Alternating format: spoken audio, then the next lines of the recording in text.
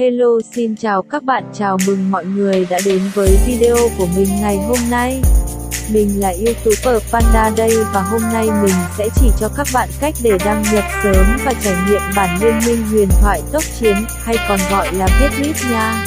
Mọi người hãy theo dõi và làm theo mình nha. Bước 1, các bạn lên cửa hàng Play và tải cho mình ứng dụng cách IT cho mình. Như mình thì mình sẽ chọn app Kiwi VPN và tải về nha.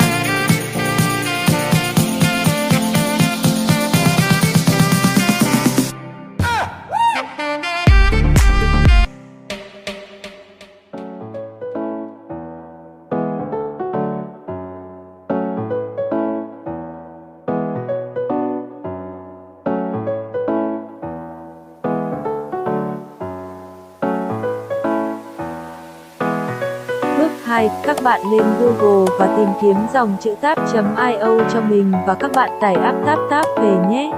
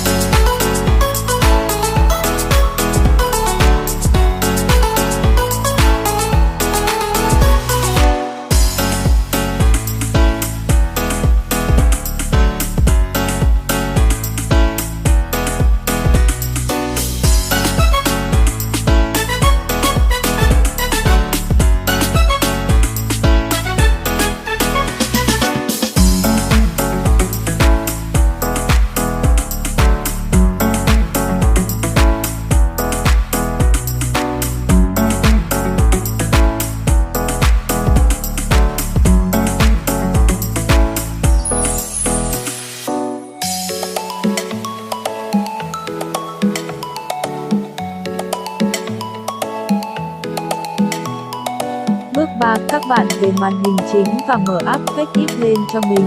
Sau đó các bạn chuyển vùng quốc gia sang Singapore hoặc Nhật Bản để trải nghiệm game sau khi tải của các bạn được tốt nhất nha.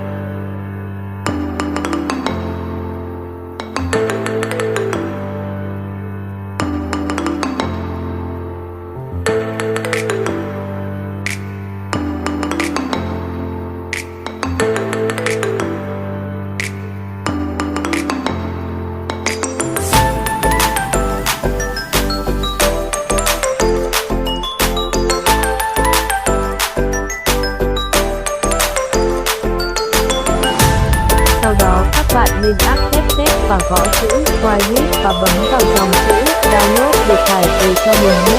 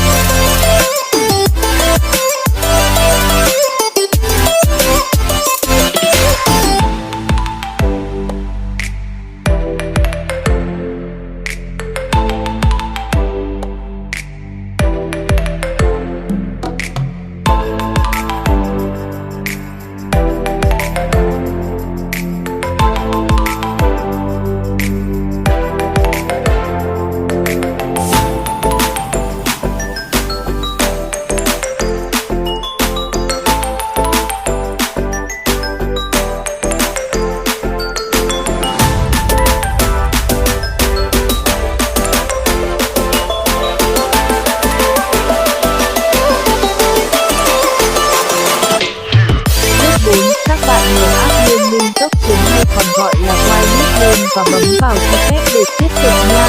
Sau đó chỉ cần đợi mới tải xong để đến màn hình đăng nhập thôi.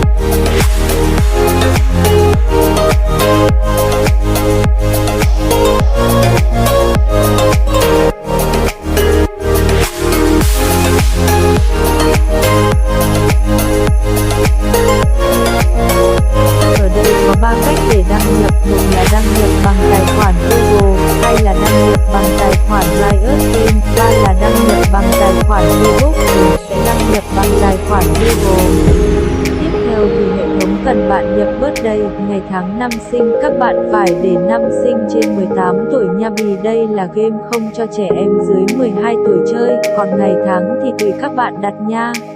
Sau đó các bạn đặt tên cho nick của bạn để trải nghiệm thôi.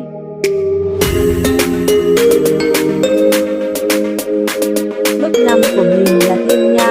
Nếu bạn nào không biết đăng ký tài khoản riot thì mình có để link bên dưới phần mô tả để các bạn tạo tài khoản nha. Rồi sau đó các bạn cứ nhập tên tài khoản và mật khẩu nick riot của bạn đã nhập vào YTB là xong. Sau đó các bạn đặt tên cho nick của bạn để trải nghiệm thôi.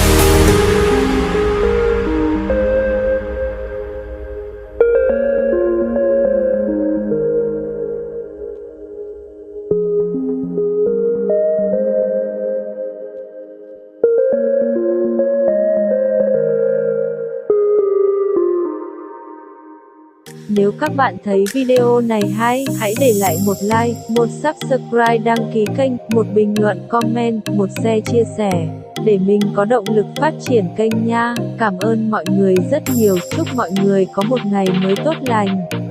Giờ thì, xin tạm biệt và hẹn gặp lại mọi người ở những video clip tiếp theo.